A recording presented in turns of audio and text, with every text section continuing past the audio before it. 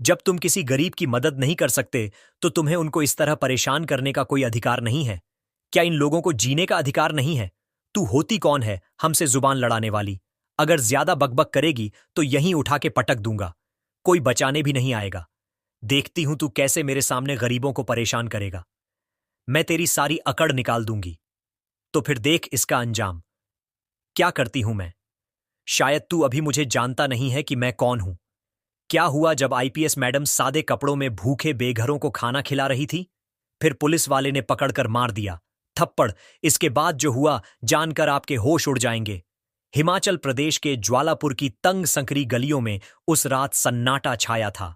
सड़क की बगल में सिकुड़े बैठे कुछ लोग, जिनकी जिंदगी न चादर में ढकी थी, न उम्मीद में, न खाना, न सही कपड़े। बस टूटी रोटी की याद और ठंड से कांपते दिन में किसी तरह जीने का संघर्ष, और अंधेरा होते ही उनकी लड़ाई और गहरी हो जाती। भूख से, ठंड से और जिंदा रहने की इच्छा से। शहर वाले अपने अपने मकानों में गर्म बिस्तरों के भीतर नींद में डूब जाते, पर फुटपाथ पर पड़े यह लोग रात की हर घड़ी में मौत के खिलाफ जंग लड़ते रहते। और तभी भी ठंडी हवा में एक अनजानी हल्की सी आहट खुली। न किसी सायरन का शोर, न लाल बत्ती की चमक, न सुरक्षा कर्मियों की भीड़। बस एक साधारण सी महिला लाल सलवार कुर्ते में बेहद शांत चेहरे के साथ। उसके हाथों में नजर आया कार से उतारे जा रहे खाने के पैकेट और गर्म कंबल। वह कोई सामाजिक कार्यकर्ता नहीं, न किसी एनजीओ की प्रमुख। वह थी आईपीएस सुनीता। फुटपाथ के किनारे ठिठुरते लोग उस पल अपनी तकलीफ भूल गए। एक बूढ़ा जिसकी हड्डियां ठंड से बज रही थीं, पहली बार राहत की गर्माहट महसूस करने वाला था। ठंड और भूख मिलकर जैसे वर्षों से जंग छेड़े हुए थे, और उस रात एक प्रशासनिक अधिकारी नहीं, एक इंसान कंबल और खाना लेकर उनकी जंग में सिपाही बनकर उतर आया था। सुनीता धीरे धीरे आगे बढ़ी, बिना किसी कैमरे की चमक, बिना सुरक्षा कर्मियों की भीड़, सिर्फ दिल की आवाज के साथ उन्होंने कार का दरवाजा खोला। धीरे से कंबल निकाले, खाने के पैकेट उठाए और फिर एक एक करके उन बेघरों के कांपते हाथों पर कंबल रख दिए।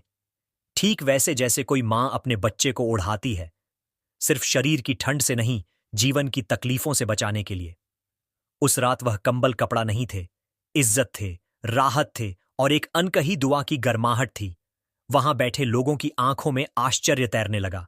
उन्हें लगा कोई दानवीर महिला है, अमीर घर की लड़की, या शायद किसी देवी का रूप। सब उसे एक आम इंसान समझ रहे थे, पर कोई नहीं जानता था वह और कोई नहीं, जिले की आईपीएस सुनीता थी। लोग स्तब्ध थे। किसी अफसर को इस रूप में पहली बार देखा था। उनकी आंखों में डर नहीं, सम्मान नहीं, इंसानियत की चमक थी। सुनीता झुककर थैले से एक पैकेट निकालती है। सामने बैठा एक बूढ़ा आदमी, जिसकी आंखों में अनेक सर्दियां जमी थीं, जिसकी पसलियां भूख की गवाही थीं। वह पैकेट उसके हाथ में रखते हुए धीमे से बोली, लो बाबा, पहले पेट भर लो, और यह कंबल भी बहुत ठंड लग रही होगी।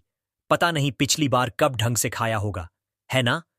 उस बूढ़े के कांपते हाथों में कंबल और खाना भर गए और उसकी आंखों में आंसू की एक नदी उमड़ पड़ी। वह बोलना चाहता था, धन्यवाद कहना चाहता था, पर भूख से दबी हुई आवाज आंसुओं के पीछे फंस कर रह गई। वह बस रोता रहा, पहली बार दर्द से नहीं, राहत से। बाकी लोग अपनी बारी का इंतजार कर रहे थे। उस सड़क पर इंसानियत की रोशनी चमक रही थी, लेकिन कुछ लोगों के लिए वह रोशनी आंखों में चुभ रही थी। पास में खड़े कुछ पुलिस वाले, जो रोज उसी इलाके में अपनी धौंस दिखाकर खुद को मालिक समझते थे, अचानक आगे बढ़े। उनमें सबसे आगे था इंस्पेक्टर विजय। उसकी चाल में अहंकार, आवाज में बदतमीजी और रवैया में सत्ता की गर्मी। वह तेज स्वर में दहाड़ा, ये क्या तमाशा लगा रखा है? सड़क पर खाना बांटने की इजाजत किसने दी? सुनीता ने सिर उठाया, आवाज शांत लेकिन शब्द लोहे जैसे ठोस। भूखे लोगों को खाना देने के लिए इजाजत चाहिए। किस कानून में लिखा है? पुलिस वाला हंस पड़ा। उसकी हंसी में तिरस्कार और आंखों में अहंकार की ठंडी चमक थी। अरे बड़ी आई समाज सेविका, यहां से दफा हो जाओ। वरना सुनीता की आवाज अब बर्फ की तरह ठंडी थी, लेकिन उसमें ऐसा तेवर था जो किसी भी ताकत का गुरूर तोड़ दे। वरना क्या? विजय उनकी तरफ ऐसे देख रहा था जैसे वह किसी कमजोर लड़की से दो शब्द सुनकर भी उसे चुप कर सकता है। बहुत देखी हैं तुम जैसी औरतें, दो चार फोटो खिंचवाने आती हैं पब्लिसिटी के लिए। कर अपने स्टेटस के हिसाब से रहो। सुनीता ने ये ड्रामा उसकी आंखों में देखा। अब बात सीमा पार कर। एक शब्द बरसाए। गरीबों की मदद करना ड्रामा नहीं, फर्ज है, और तुम्हारी गुंडागर्दी यहां नहीं चलेगी। बस यही सुनना था। अहंकार में अंधा हो चुका इंस्पेक्टर अचानक भड़क उठा। उसने बिना सोचे बिना रुकावट सुनीता के गाल पर एक जोरदार थप्पड़ जड़ दिया।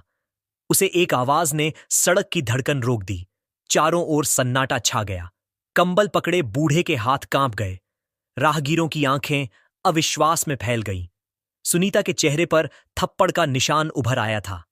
दर्द से नहीं, अपमान और आग से, लेकिन वह टस से मस नहीं हुई। उनकी आंखों में अब डर नहीं, कानून की असली ताकत जल रही थी। सुनीता के होठों पर हल्की मुस्कान आ गई, ऐसी मुस्कान जिसमें तूफान छिपा हो। धीरे से बोली, अगर मैं अभी अपनी पहचान बता दूं तो तुम्हारी धौंस एक पल में खत्म हो जाएगी।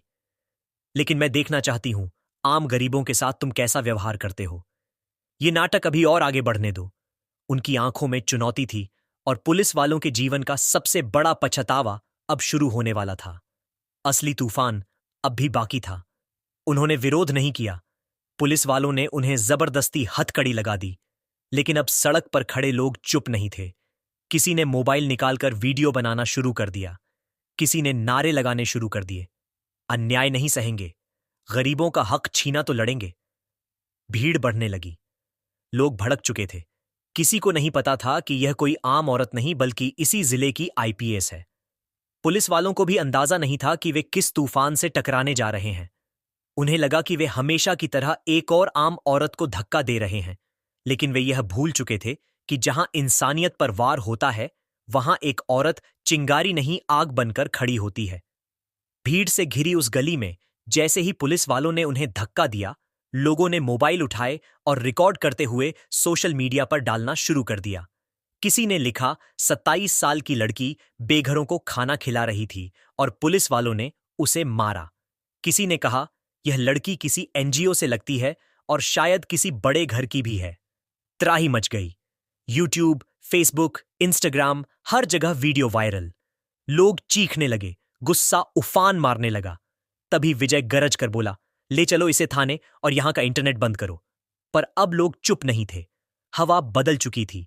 अब बस इंतजार था उस पल का जब आम लगने वाली यह महिला अपनी सच्ची पहचान उजागर करेगी और पूरा सिस्टम थरथरा उठेगा।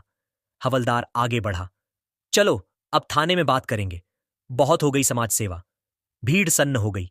जीप दूर खड़ी थी, उसी तरफ उन्हें खींचा जा रहा था। सुनीता मैम शांत थी, चेहरे पर गुस्से की कोई लकीर नहीं, लेकिन उनकी आंखों में कभी न बुझने वाली आग थी। विजय के चेहरे पर शिकार पकड़ने की खुशी थी। उसे लगा कोई आम औरत फंसी है। देखते देखते हजारों लोगों की भीड़ जमा हो गई, पर कोई आगे ना आया, क्योंकि विजय का खौफ, भूख और ठंड से बड़ी दीवार था। लोगों की निगाहें पीछे छूट गईं और पुलिस की जीप ने सुनीता को थाने के अंधियारे में पहुंचा दिया। ड्यूटी पर तैनात थे टीआई रमेश। इंस्पेक्टर विजय ने जीप का दरवाजा खोलते ही उन्हें धक्का देकर अंदर लाया, मानो किसी अपराधी को पकड़ लाया हो। गर्व से गुर्राते हुए बोला, साहब, ये औरत एनजीओ के नाम पर भीख मांग रही थी, फोटो खिंचवा रही थी, लोगों को भड़काती है, पैसे ऐंठती है और मारपीट भी की है। चारों ओर सिपाही खड़े थे, कुछ हंसी दबा रहे थे, कुछ आंखों में शक लिए हुए। पर सुनीता बस चुप स्थिर, जैसे बहुत कुछ देख चुकी हो और अब बोलने की जरूरत ही ना बची हो। उन्हें महिला लॉकअप की ओर धकेला गया। विजय चलते चलते और जहर उगल गया। आज रात यहीं सड़, और अगर कुछ सुख सुविधा चाहिए तो बताना, थाना सब देता है। थप्पड़ का अपमान, अब यह घटिया धमकी। पर सुनीता के चेहरे पर आग होते हुए भी नियंत्रण था। वह वहीं थी, एक जिला पुलिस अधिकारी जो भावनाओं से नहीं दिमाग और न्याय से लड़ती है। वे अकेले जाकर कोने में बैठ गई। मन सुलग रहा था, क्या मुझे अपना असली चेहरा दिखा देना चाहिए? लेकिन तभी थाने का दरवाजा खुला। अंदर आया एक थका हुआ बूढ़ा सा हवलदार, जगदीश प्रसाद शर्मा। 50 से ऊपर की उम्र, आंखों में थकान से ज्यादा अनुभव।